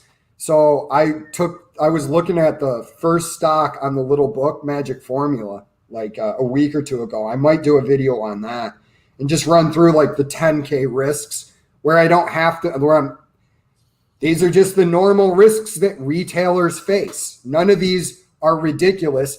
They're not sitting there going, we've never been profitable and we don't know if we'll ever generate profits. Those are the only companies I buy, Jay. But like, so the little book that beats the market, I mean, you have that Magic Formula thing.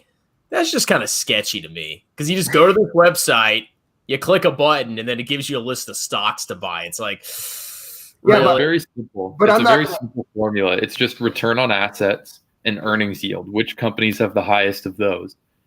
And then they're on there. And then Joel Greenblatt, he back tested the strategy and found that it did actually beat the market. But then there was like a study done recently that like tested his strategy after he had written that book to see if it still worked. And apparently it was like underperforming the market.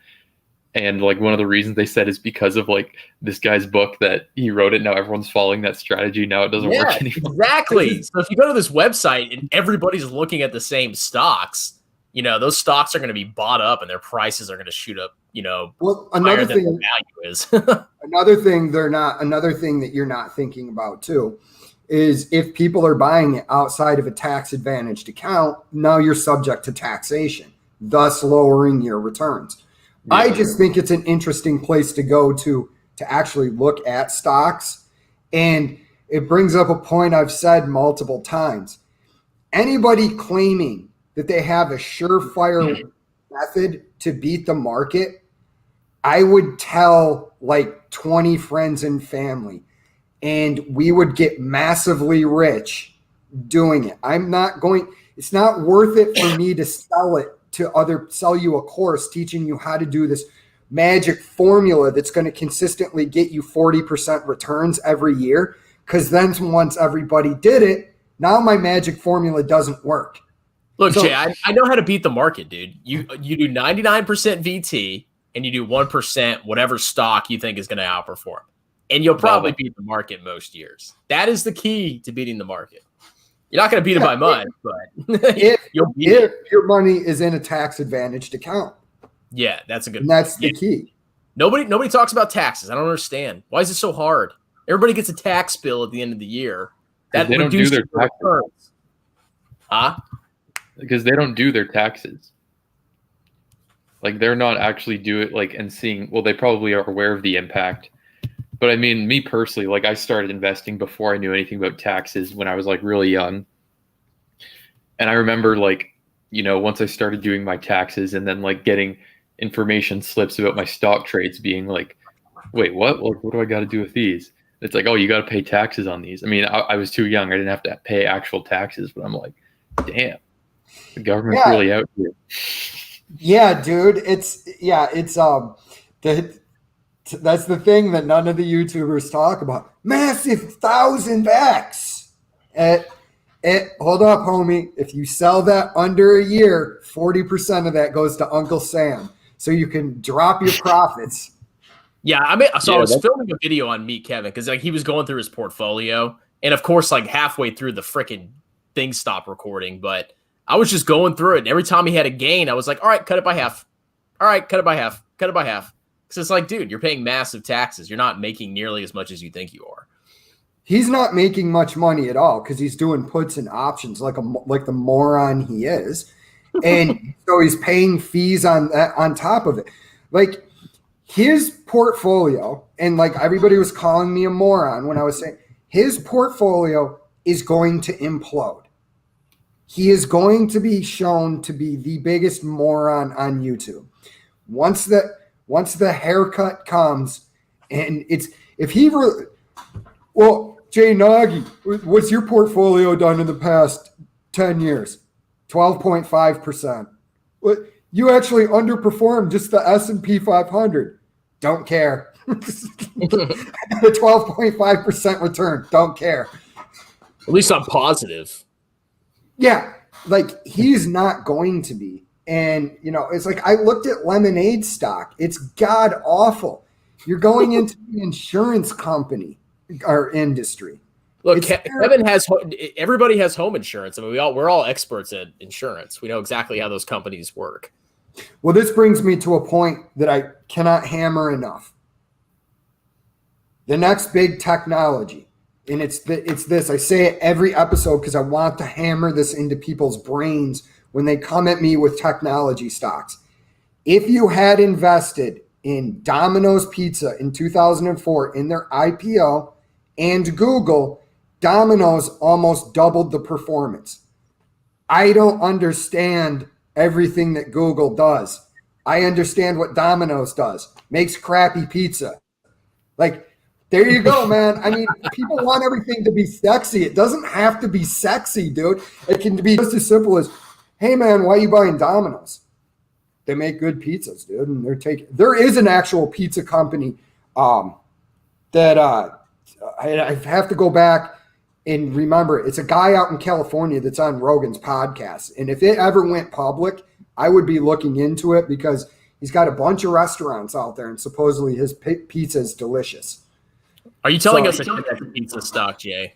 Is that what you're doing right now? Do you predict that people will stop selling pizzas? It's pretty much the most delicious food ever invented. It's a good point. Very good point. Is it Mellow Mushroom?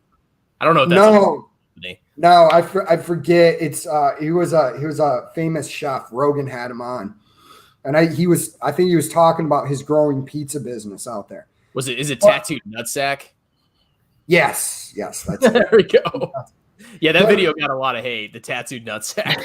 Hasn't the stock it stayed flat or gone down? It's so bad, dude. It's when I was looking at it because you did your video and then I waited to do mine, and I'm just reading through the risk sections. I'm like, wouldn't even need to see the numbers to tell you that this company is probably going to fail.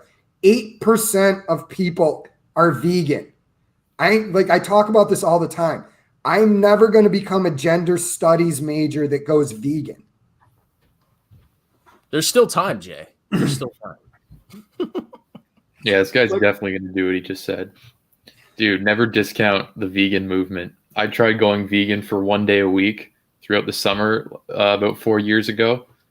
I couldn't do it, man. Like, I just felt like I was just losing weight and my soul was just leaving my body. Yeah, dude, if I eat food and I'm not full, I get like seriously angry. Like I want to punch the wall. So the last thing I'm going to eat is something like Tattooed Chef, where I buy this stupid macaroni and crap or whatever it is from Italy, and then I'm still freaking starving after I spent $10. It's an outrage. That's why right off the bat, as soon as I saw what that company was all about, I don't even care if it is a 10x stock. I'm not touching that crap. Well, that's another important thing that people don't seem to understand that I can't get across. Just because a company's good doesn't mean it's right for your portfolio. Investing is personal. It's very personal. You know, it's like you said on the vegan movement, I got a rotisserie chicken that I bought for $6 staying warm in my oven, and that's tonight's dinner. Not unthawing a tattooed nutsack macaroni bowl to sit here, you know, with my nipple clamps on and just scream about how America sucks on Twitter. It's not going to happen. I'm patriotic. I eat meat. Well, there you have it. If you're a vegan, if you're liberal, go ahead and buy Tattooed Chef. But if you're strong, masculine men, then you want to buy, I don't know, what's a masculine stock? Outback Steakhouse? Is that publicly traded? Yeah, like I eat one vegan bowl and I just look at guns and I'm like, disgusting.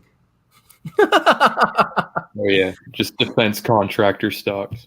Your prison stocks, tobacco stocks. Actually, so there are tobacco stocks. So like I was looking at Morningstar. Apparently, there's I think it's like British Tobacco. They rate that as like a 5-star buy. Because apparently it's been hammered or something like that, but they think it's massively undervalued. I don't know. Don't quote me on it, but Morningstar thinks that's the case. Well, dude, Adam Curry did bring up something that was hilarious to me because he doesn't know what he's talking about, but he brought up the ESG rating, and that's like, you know, your equity, sustainability, a bunch of BS. So, of course, oil companies get a low rating. And I'm like, yeah, but I don't care about that. I just care about the returns, man. I don't care about your sustainability movement at all.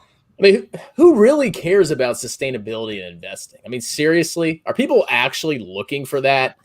Yeah, like there's some activist investing groups that like specifically will target companies that, you know, they like for whatever reason, or they're environmentally friendly, whatever. Dude, well, this tells you all you need to know about that sustainability score. Tesla's is low and Nike's is high.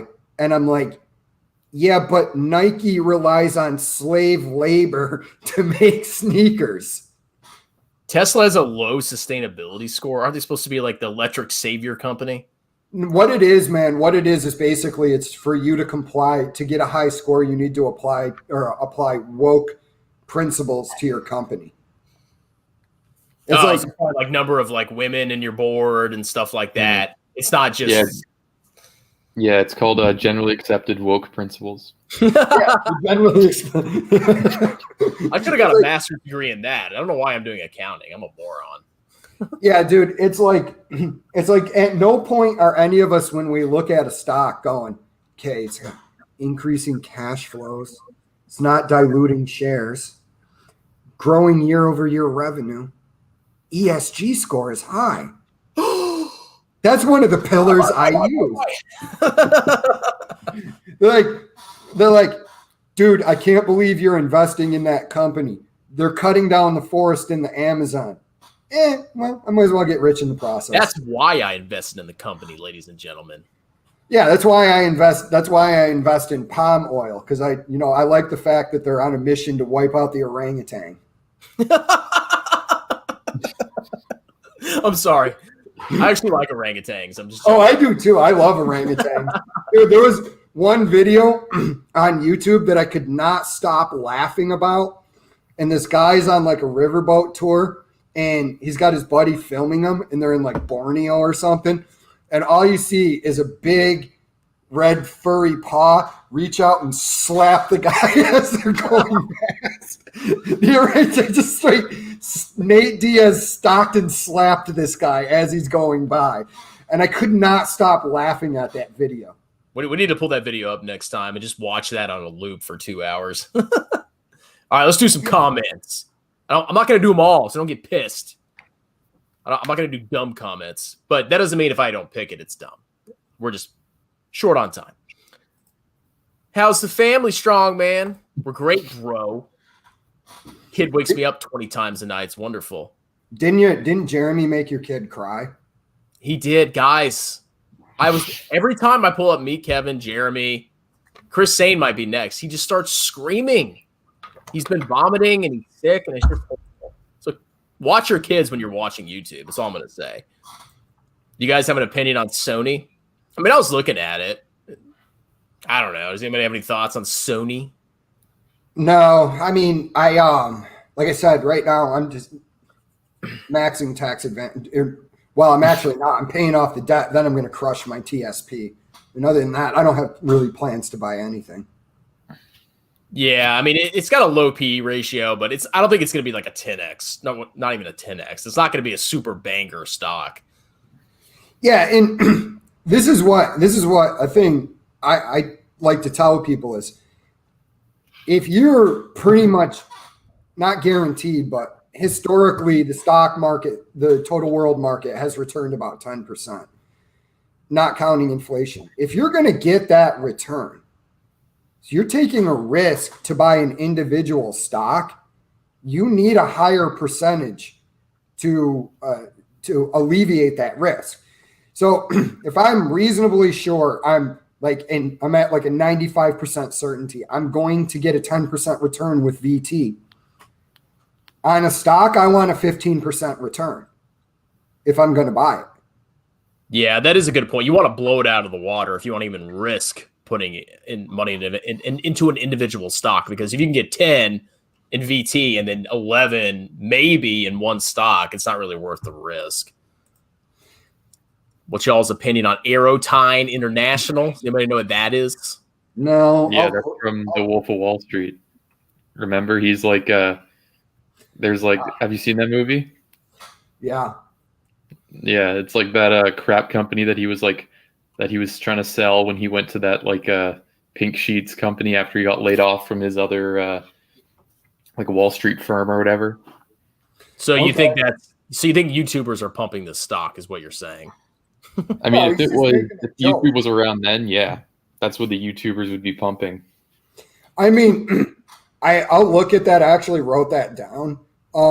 Yeah, an elevator company is like watching paint dry, but that's what you want. I mean, the thing, you have to always look at the financials, because like just because food's going to be around doesn't mean you can just go buy every food company, you know? Yeah, no, obviously. Yeah, I wouldn't say, oh, well, it's an elevator company, just buy it. I should do a video on the new hottest stock, an elevator company. But dude, I stopped doing all those YOLO videos. Yeah, he's going to be selling some bussy down at the truck stop. That's how that works.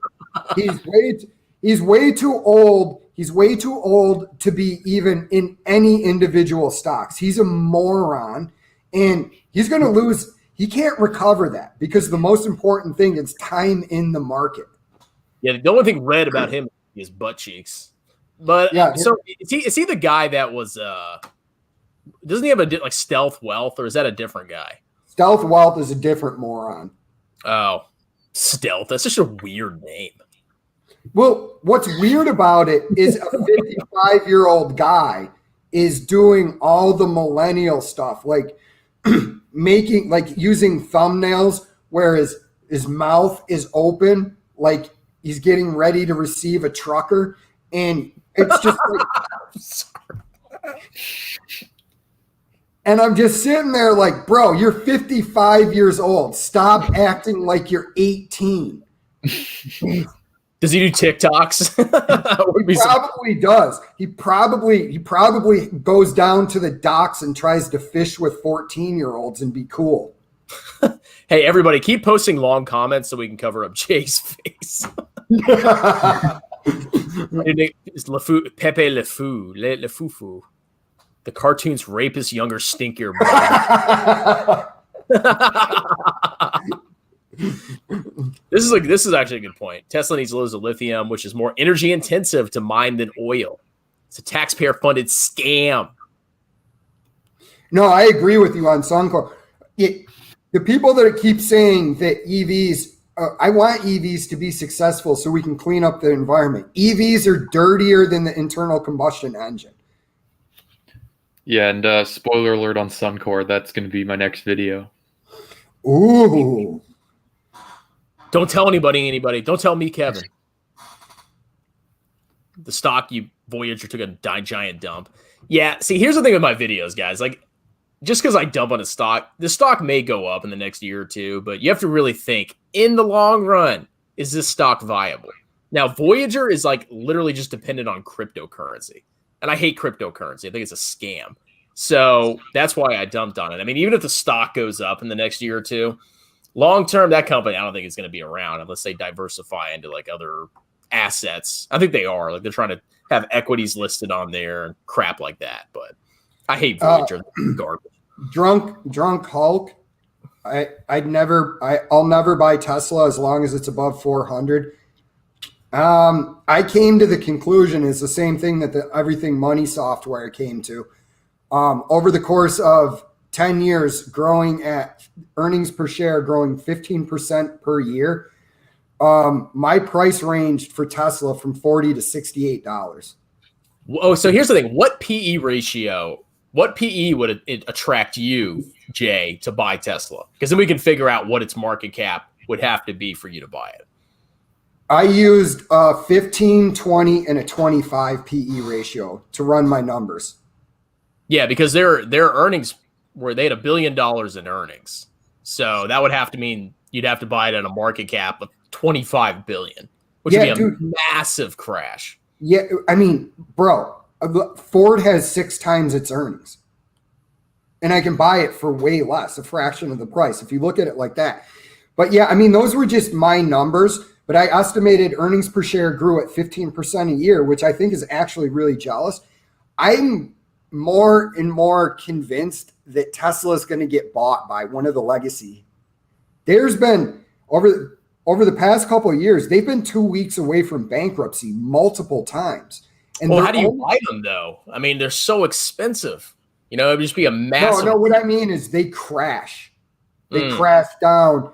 And then they get into extreme financial trouble. And then Ford or somebody says, well, we'll buy it for the brand. If Tesla went to $40 tomorrow, I wouldn't buy it. It's not. I probably would, just being honest. I mean, just to make fun of people like, oh, I never hated Tesla. I just hated the stock. And now I'm going to buy it so I can, rub my you-know-what in your face. Oh, my God, it's down 31% in a week. Is that Voyager? I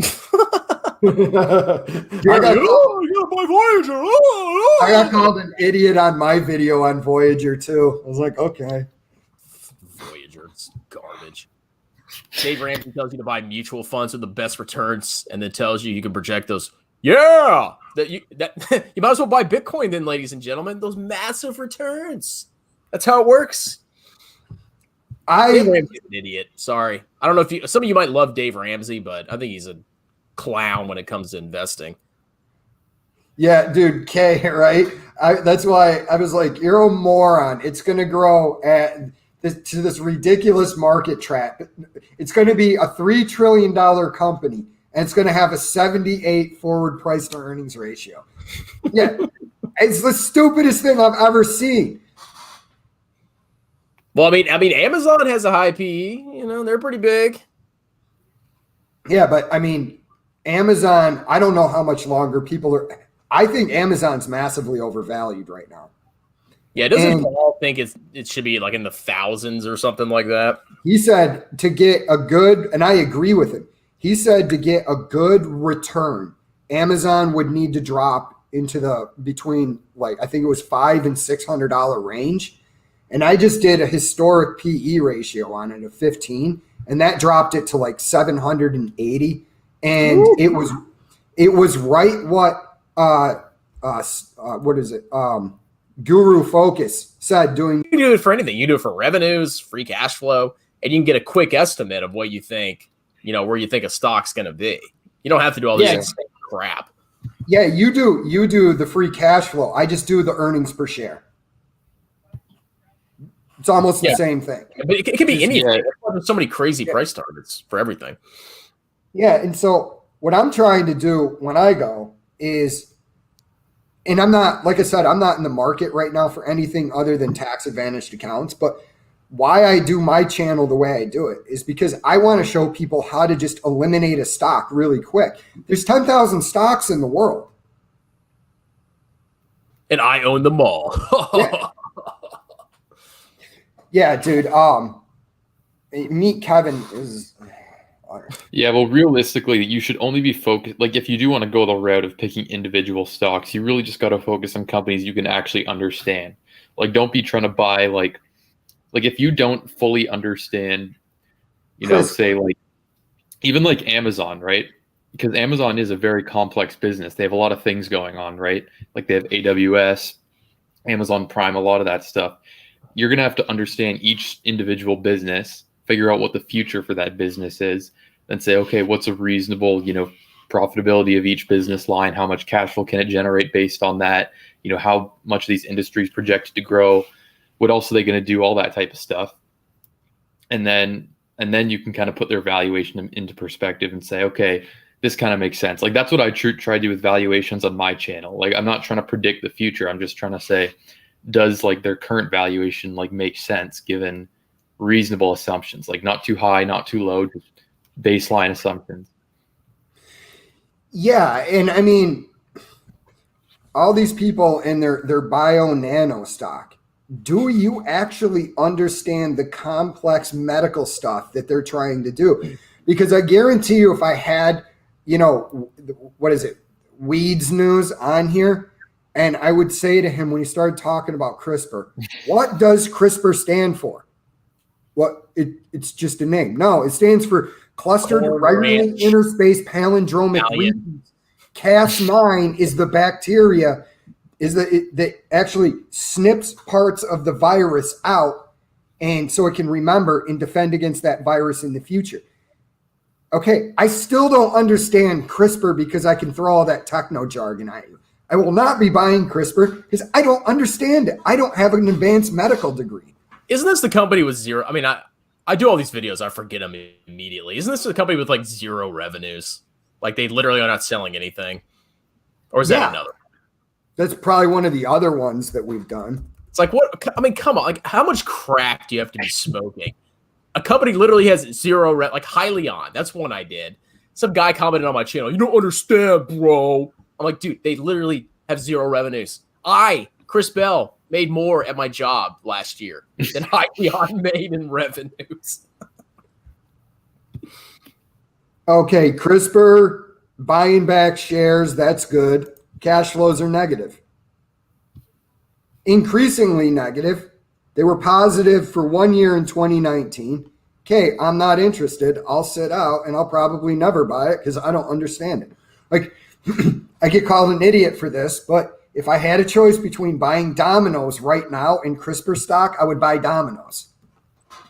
That's because you're fat. Manulife Financial. Great PE and dividend. I hope those dividends are in your IRA. Yeah. You know anything about that? Anybody? I don't know anything about this company. No, I'll look at it later. It's a Canadian company. Oh. Tell us more. Do you know anything about it? I know it's insurance. I need to buy or sell right now, Eric. Should I buy this company? I'm going to go with a diplomatic hold on that one. That's not what I want. No. Between- All right, Yeah, Tesla it's- revenue, 100 trillion Venezuelan bullets. 10x, bro.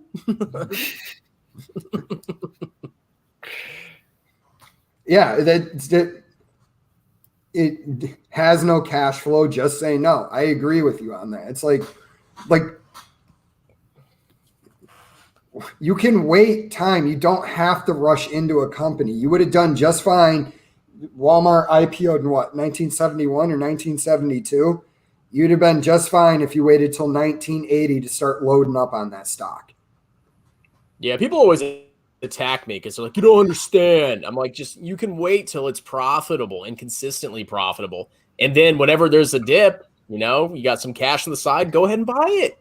But I mean, if it's not making any money, if it's bleeding money, why would you even risk your money throwing into a piece of crap like that? Like buying Nanogenomics or Palantir. I see you, Turner. Strongman, how's the family? We're good. And we can hear some Palantir news. You want to hear some news? Turner. Don't buy it. No profits. Trash. That's your news. Dude, I think I'm gonna do this. I think I'm gonna buy a burner phone because I know they have my number and reapply to Jeremy's whatever his stock market thing is, and then put it on speakerphone and start talking to the dude, and then let this dude start running game. So then I can just come in and be like, well, I have some questions. I've been told by people that it's not a good idea to invest in a company with negative cash flows, and the tattooed chef seems to be bleeding money. So I just want to crumple one of their guys again. You used to buy a new phone every week to keep harassing Jeremy's underlings. Yeah, he's on Facebook now. I'm starting to see ads pop up. I don't know if it's because I've searched him previously, but that's why now he's like all over my timelines. Like, oh, there was a guy, Bridger Pennington. He was responding to me because on Facebook I would call him a moron. I'd be like, yeah, I know what I'm looking for in my index funds is for some guy who just started a fund. That's where I want to put my retirement money without the proper education or experience. He goes, well, you won't find that with my students. I go, yeah, I'm sure you taught them how to run a fund in like a couple hours of your stupid courses.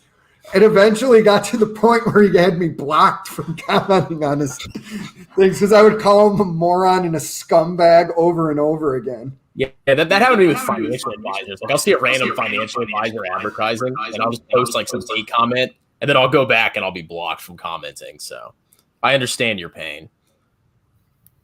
All right, so yeah, some people get so emotional about their overvalued stocks. That's true, Carbs. People are stupid. I'm pretty emotional about VT though. So you insult VT, you're gonna have me at your house at 2 a.m, burning it down. Me, Does Kevin, he like, really? Of course he does. Well, see, once the hype stocks, like I noticed a trend, like with the YouTubers, if a hype stock starts to suck after a while, they'll just stop talking about it. And they'll just talk about something else, and nobody will be like, calling attention to it. And they just keep switching around. I mean, everybody seems to be doing it. Yeah, dude. Cameron Stewart, that guy does enterprise and discounted cash flows.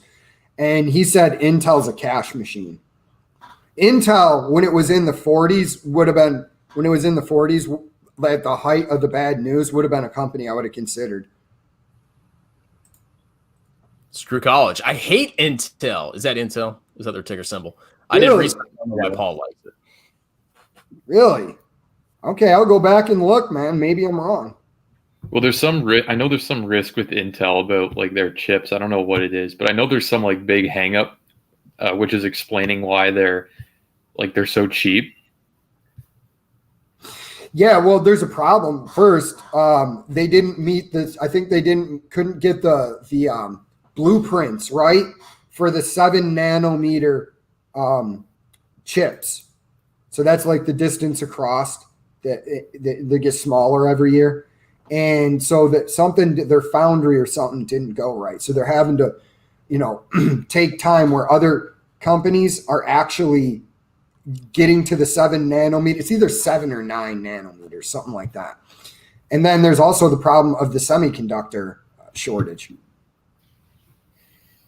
It just doesn't seem like a banger stock to me, like Well, like they it's not never something I do. would be like, huh?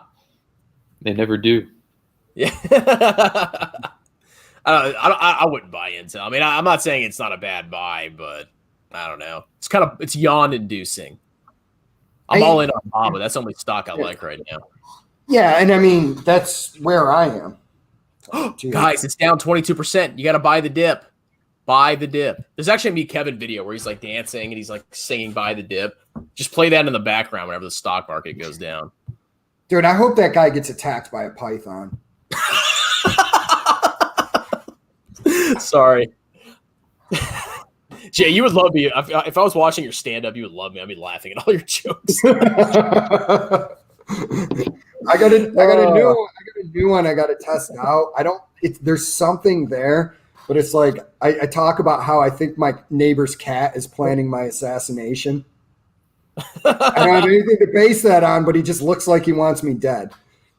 Cats are nasty animals. I'm sorry if I offend anybody, but I'm not a fan of cats. They make me sneeze.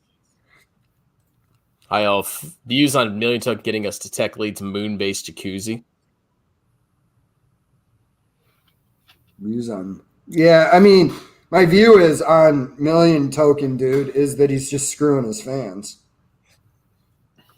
Yeah, he's a bag of Yeah, butthole. I mean, there's nothing much to say. That's what Tech Lead was saying in his videos. He's saying, if you buy this, we're all going to be chilling in our jacuzzi on the moon when this thing goes to the moon.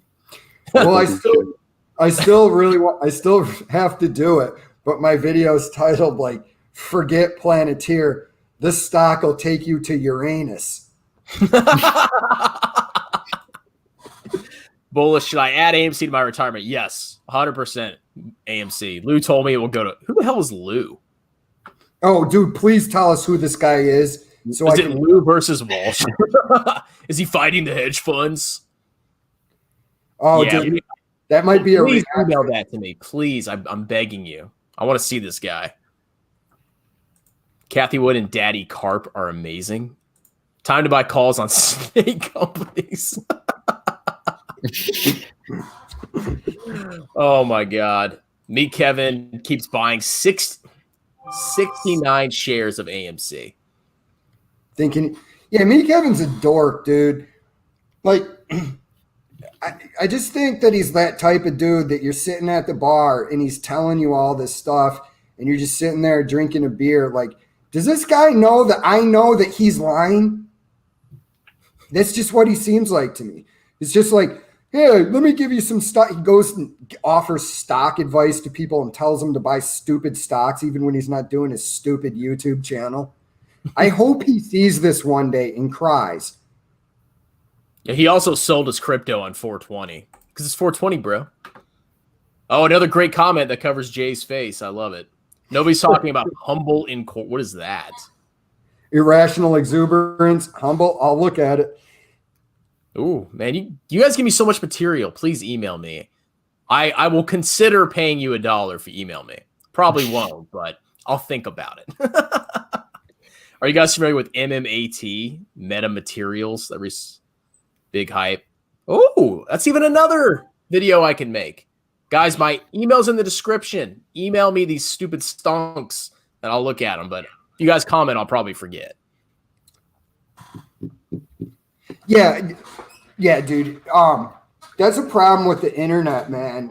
This problem with the internet in this whole, YouTube cesspool of financial YouTubers is they're all dorks. Well, not all of them. I'm sure Sven's cool, but there's the ones doing the hype stock. They're all dorks. They just really are. Like I just watch it and I'm like, me Kevin would get slapped in the dorms in the Air Force. Like that's how that would work. Yeah, I guess we're obviously not dorks because all our channels are like little peas compared to some of these hype clowns. Yeah, but that's the thing, man. It's like using the dark side of the Force. You're going to get there quicker, but man, I'm a stock Jedi. I'm sticking to the light side of the Force. I'm gonna have like Pokemon in the background or something like that, or like manga magazines behind me. Maybe that'll like 10x my subscribers. Strongman, what is the secret to having a beautiful family? It's called good genetics, Turner. Look at me. See me? You got those like I'm jealous, man. You got big hands. I got these bitch paws, which is why I need to buy guns. Do I really have big hands? Is that a thing? Yeah, but you like look at how thick your wrists are. I don't have thick wrists, man. I do have thick wrists. People have commented on my wrist circumference in the past. I guess it's true. What do you think about my wrists, Eric? Do you think they're big? Yeah, That's why you can bench so much, right? Dude. Not anymore. Like, Chris was talking about we should roll. And I'm like, bro, you are like 5 weight classes above me in reality. If I was actually competing, if I was competing in a tournament for jiu-jitsu, I'd have to be about 140 pounds. You're easily a 185er. I'm 230 pounds, bro. Okay, then you probably be a 195 or 205er. So there is no way I can actually compete with you. Well, I do have an arm injury, so I don't know. I haven't been able to lift weights in like a month and a half. It's very irritating. Dude, this is off the subject of investing. I decided, man, I got to start working out again because I was trying to let the tendonitis in my forearms heal, man. I think I'm just going to do the sled. Just buy a sled and just do that. Push it for a total body workout. Why don't you try pushing a truck for a workout, How'd you know a place where a lot of trucks congregate? You can go check that out. Just buy a cyber truck and push it around the neighborhood. Push it off a cliff. Yeah, just push it off a cliff. Dogecoin Millionaire said oh, yeah. So with this comment, if you make any money in crypto, freaking sell it because it's going to dump, okay? Who cares about taxes with cryptocurrency? First off, cryptocurrency is not an investment. I don't know what the tax liabilities are, but I'm pretty sure it doesn't matter whether you hold it for a year or not. I'm pretty sure that's I don't see how it could be any different. Gains. Huh? I think you do get long-term capital gains treatment if you hold it, but crypto is not a long-term investment, so just freaking sell it if you make any money. All right, we got 3 minutes left, so I'm going to go through a couple comments. Oh, and before we go, if you haven't already, subscribe to our channels. Do it and buy my book. Do it now. 2,000 books a month, then I can retire. I sell like 2 a month, so we're slowly getting there. Huh? And then you buy VT. How about a free copy of your book? Who do you think I am, truth be told? Who do you think I am? I'm trying to profit here, okay? I make $2 in every book I sell. So get buying. Dogecoin Millionaire sad. Yeah, he's a loser. Surgery. I'm going to go to physical therapy and see what's going on with me. Strongman can bench 315. No, my bench has gone down. I haven't been able to lift. I wish that was true. Beautiful family pushes them every day. I mean, I look in the mirror. That's what pushes me. I'm just so hot and sexy. It's a grind for the family. All right, you guys have any last comments? Please subscribe to their channels. I know it's hard. I know you're all subscribed to me, Kevin. You can't subscribe to us. What's wrong with you? It's disgusting. Yeah, no, I got nothing because I got to go to the bathroom bad. All right, go take a dump, Jay. Anything for you? Investing sucks? That's it for me, boys. All right, guys. Y'all have a wonderful night. I'll see you guys next week. Juicy. Bye.